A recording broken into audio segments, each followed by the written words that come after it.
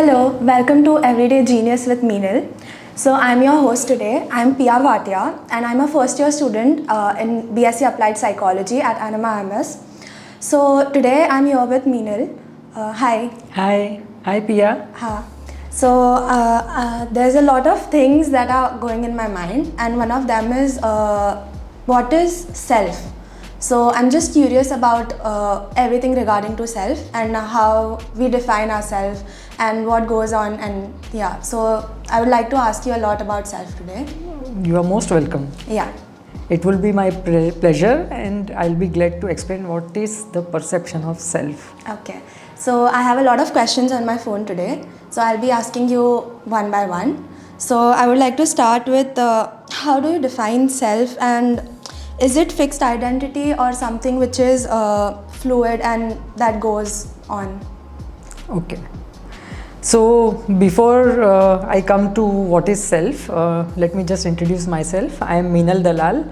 I am author, life navigator. I am founder of Adhyant and co-founder of a mission company. Now, first let me introduce Adhyant. Adhyant is, the meaning of Adhyant is from the beginning to end. So the wholeness. Adhyant is all about human essence, and human essence, as I understand, is your contribution towards collective growth. It's not about personal achievements. It's not about your own potential unleashing. It is about your contribution, your creativity into the collective growth. So this is what Adhyant is about. And when during my journey, when I was really trying to understand what exactly happens when the true human potential gets unleashed. So let me just give you a brief first. I was always wondering how our ancient rishis and pioneers and discoverers, all of them, how did they do something in the times where technology was not present? Now, sitting at one very tiny spot on the earth, they could measure the accurate distances between the galaxies. Now, the galaxies which we can't even see from where we are. How could somebody measure having no technological support and everything? Now, here where my inquiry began, that exactly what is life? How do we perceive it, and actually what is life? So when I started understanding all this, the first thing which came to me was the perception of self. Now if I ask you, Pia, who are you? I'll introduce myself and what I'm doing or what I'm studying, or the basic introduction that we give to everyone about, right? So that means we identify ourselves into 5, 6, 10 what we call it? Words or abbreviations, adjectives. So we fix this identity of ourselves. Actually, that's a rigidity. Okay. We fix ourselves here. We restrict ourselves here. Our self is much expansive term. Okay. We only understand this when we are fluid and when we are not restricted to our identity which the world is giving to us. Why we want to have the identities? First thing, because we want world to validate us. Yeah. So many times it so happens that we change ourselves so that world can recognize us, so that world can know who we are. And that is how we come up with the identification of self. Now when we come up with this identification, we restrict ourselves from all the other things which we can be. So there are thousands and millions possibilities we all have, but this is only possible when we expand ourselves. That's very true. Yeah. So basically, if someone asks me today who I am, I'll answer them according to what they want to know or what I want to show them. Not the real me or something very true. Correct, real me. So yeah, that's true. Then I would like to ask, so as you told about perception, like we hold about ourselves. So how does a perception shape ourselves? Like in the experience of life, people change every time. Like, so if I meet a new person today, I'll explain them about myself in the way they want, or the way they want to look me and validate me. So how do we experience that, and how do we tell them what to? Yeah. So what happens when we put identification to our notion of self? We only experience part of life that is related to that identification. So now suppose if I say I am a swimmer, right? And if I keep on telling myself that I am a swimmer, I am a swimmer, I am a swimmer, then I restrict all other possibilities of a glider, of a mountaineer, or of any other thing that is possible. So people stick to that. Yeah. So basically what happens is that our experiences get restricted. We can only experience those of being a swimmer, and all other experiences we are negating. That's very true. Yeah. So our perception also becomes very limited and very rigid. Yeah. So the rigidity is the problem that people face a lot. Exactly. And they should be very true to themselves. That is the main motto of the whole self-perception that we talk about. It is to this extent that the rigidity, this rigidity in our belief system, this is a rigidity in belief system, right? So this belief system creates our second artificial system inside of us. Being human, we have a natural system that governs, like we don't know how the blood flows, we don't know how the breath happens, it comes and goes. We do not have to give any efforts to this, right? Effortless. This is our natural system. But the rigidities in our belief system create a second artificial system inside of us. And this is the cause of all the limitations in our life, all the limitations in our potential unleashing. Oh, that is very interesting to know. Yeah. So even all the illnesses which come, they come from this rigidity, this system, this artificial system which we create inside of us. Wow, that's very interesting. So when we do this, as I said, that if I say that I am a swimmer and I am only experiencing life of a swimmer, then people stick to those things only they say about. Right. Yeah. Right. But then we talk also about the ego that people have, and then they can't move on with that and they stick to that. As you said, the swimmer example you gave, people also have ego with them, and they talk about, they don't know or they don't face it easily, but it's what, like I am a youngster, I'm studying right now, I go to college and all. So if I ask someone, or I know how fake they are and they are not true to themselves, and I see it every day with every of other friend of mine. They show something else to me and they're something very different at home or some different setting. So that ego also matters, or people face that ego issue also. So how do we face it, and what do you think about that? Okay. So first of all, ego can be understood in a couple of perceptions. So first of all, ego is the false identification of self or limited identification of self. Okay. Now, when as we said, that we want validation, and that is why we stick to certain attributions to ourselves, that I am this, right? Now, when we do that, there are so many other potentials residing inside of us. They are all suppressed. We do not address to those. We do not give it a chance. And because we want to stick with the identifications which we have already absorbed, what we create is, we create a wall. Okay. We create a wall, and we do not want, we feel that this is a secure part. And these securities, it gives rise to ego. Yeah, so as I was asking you, we live for ourselves, but then in this world today, people expect a lot from us as well. So, from shifting to me, from being the we that we have, and what other people expect from us, what do you think on that?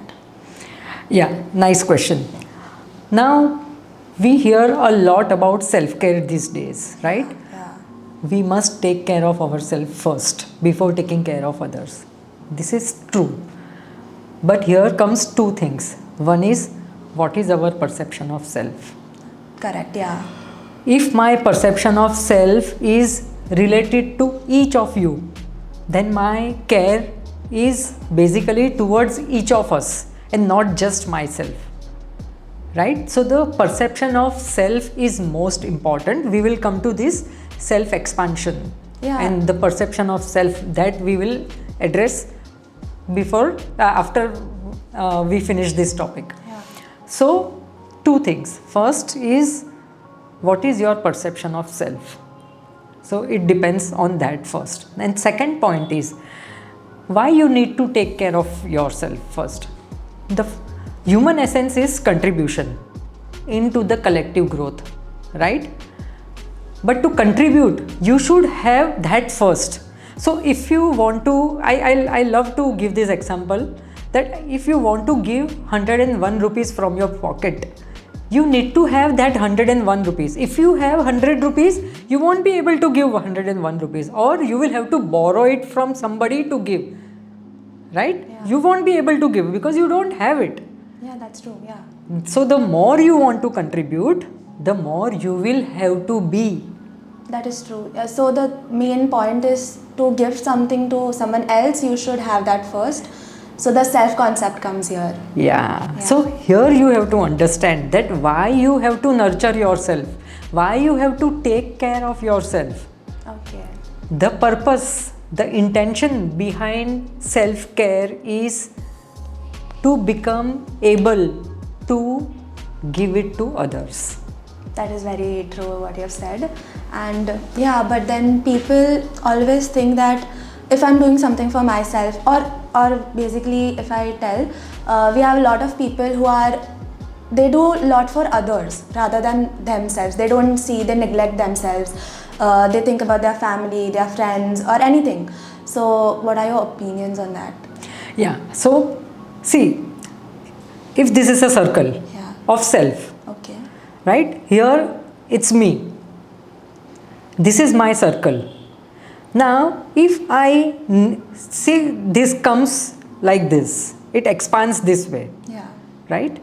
Now, if I neglect any of this part, It won't expand.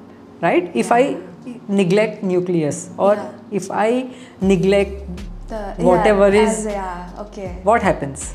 The expansion won't happen. Yeah, exactly. The fulfillment and the growth. Right. Okay. So it's not leaving behind anything. It's keeping everyone together. So it's true that you should take care of yourself first and Right. then look Exactly. out for others. Yeah. Yes. But the reason why you should take care of yourself first is because you have to become able to contribute, invest in others, contribute in others, True. give your part to others, Yeah.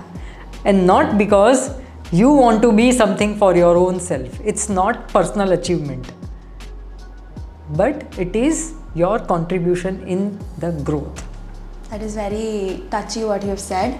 And moving on, I would like to ask, so the sacrifice that we say, or basically the one thing that comes to my mind right now is mothers, if we speak about. So they sacrifice a lot. They don't care for themselves and they care for their kids first. So I would take my example only. My mom does everything for me. So she neglects herself a lot. So I have to push her, do this for yourself, remove time for yourself. Or as you told, self-care is the most important thing these days. So do you have any tips of how can we take care of ourselves and what can we do to achieve that self-perception that you're talking about for our own selves? Yeah, so let me first address the sacrifice part. Okay.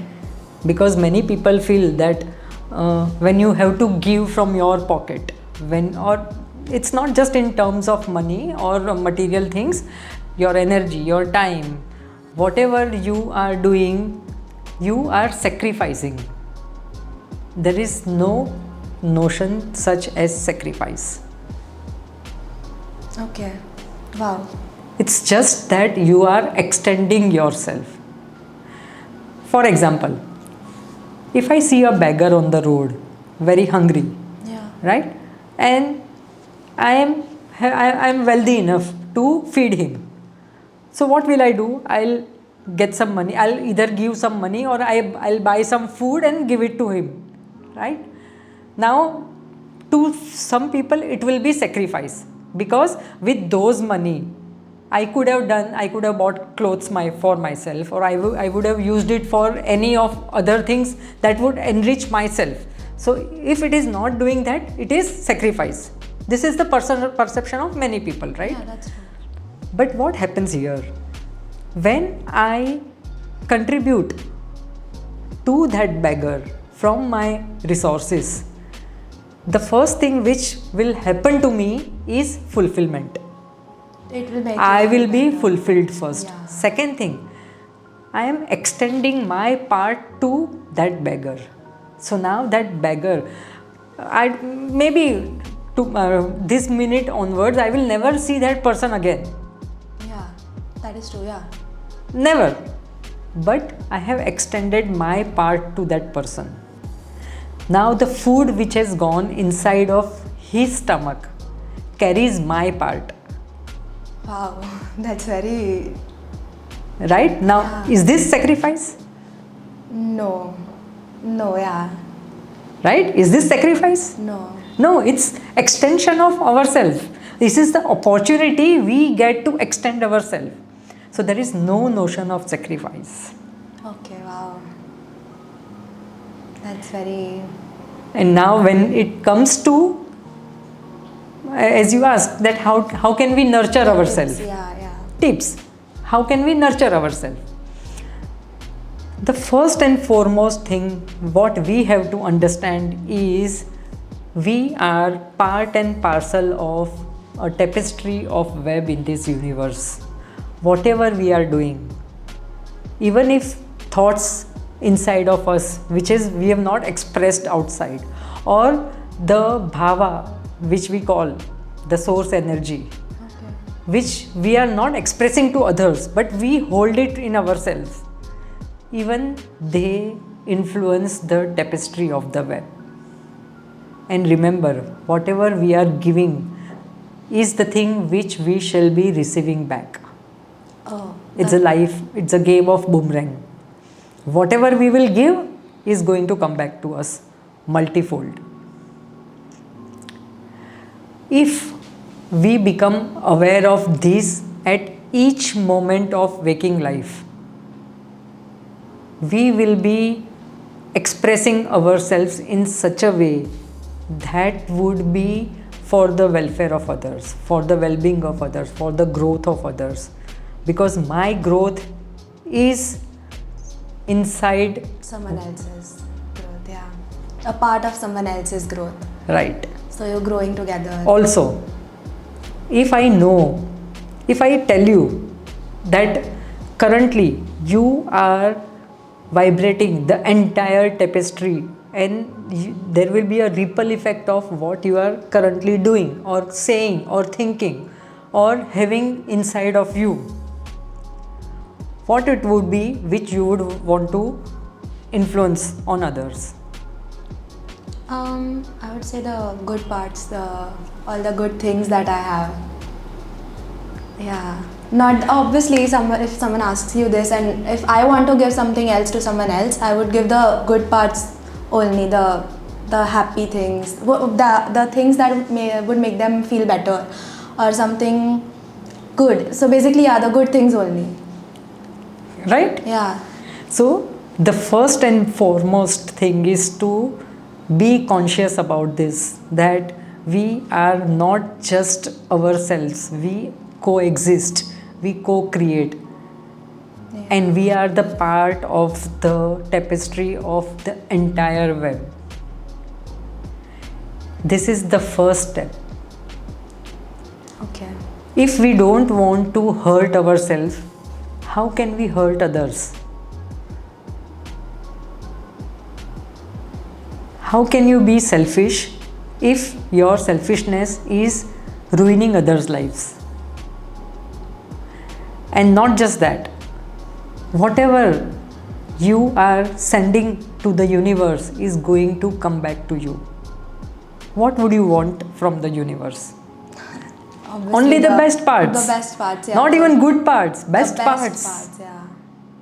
So you have to give your best to receive the best. Simple. Yeah. So then how do you practice this? Yeah. The first and foremost thing is this consciousness. Be conscious about this at every waking moment of your life. Second,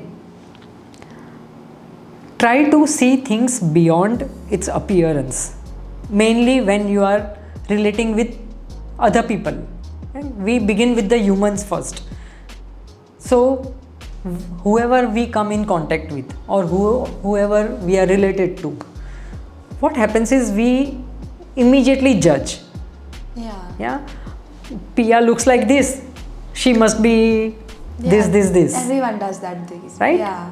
We don't even try to understand why Pia is like this. I came to know Pia is like this. But why is she like this? The backstory. Right. Yeah. The inside story. Yeah. Not even the backstory, inside story. Yeah. When you begin to go deep, you will begin to cultivate empathy, compassion, love, and care. The person you hate, if you will try to understand that person from the depth, you will not be able to hate that person again. It's a natural process. Okay. Your hate will transform into at least care, if not love. I'll try that. Yeah. Then, if someone, for example, if someone starts their journey today, as you said, all the tips you gave and all the things you said, what else do you think they can do? First of all, what you have to understand is what your essence is. By saying this, what I mean to say is that what is it that you can contribute to others? What is it that you can invest in others? What is your essence? So if someone asks me what is my essence, then showing the life path to others is my essence. You can say mentor is my essence. Now if I am living my mentorship, then I am living my essence.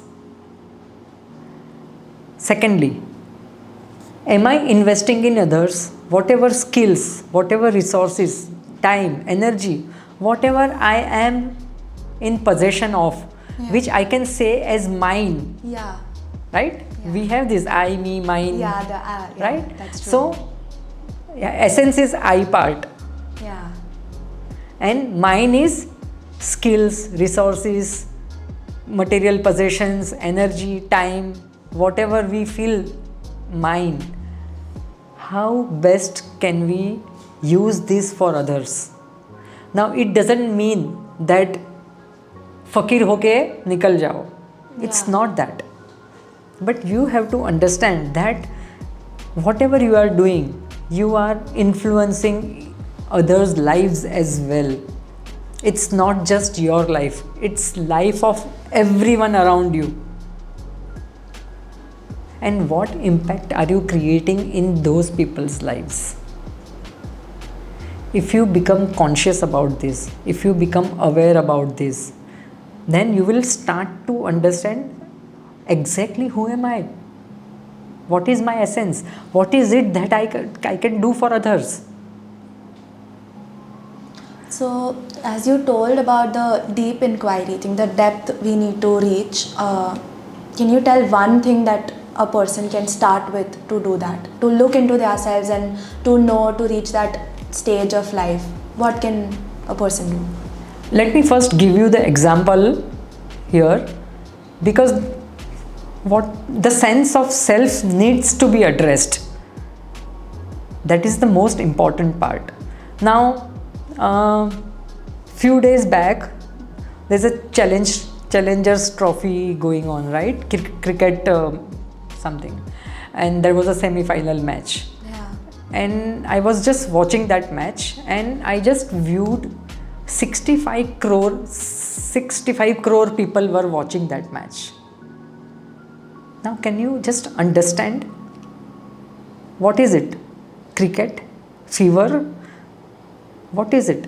What is it that brings everyone together? So there were quite many concerts which I was listening to in last couple of months. I heard that there were more than lakh people or 2 lakhs people in one concert present in just one energy. Yeah. Now just understand, the person who was the key person to the concert, the singer or whoever you call him, what could he do? He extended his part to the level that not just that 1 lakh people in the stadium, but whoever was watching it live, he connected each of them as a part of himself. This is much beyond what we call as self. It's the larger I. Yeah, the larger picture. Yeah, we live I, we live self, we do not live larger self of us. And when we begin to live larger, so now let's come to your question, that how do we begin with this? Yeah. First of all, for that you need to have that hunger, that I want to live large. I do not want to live timid.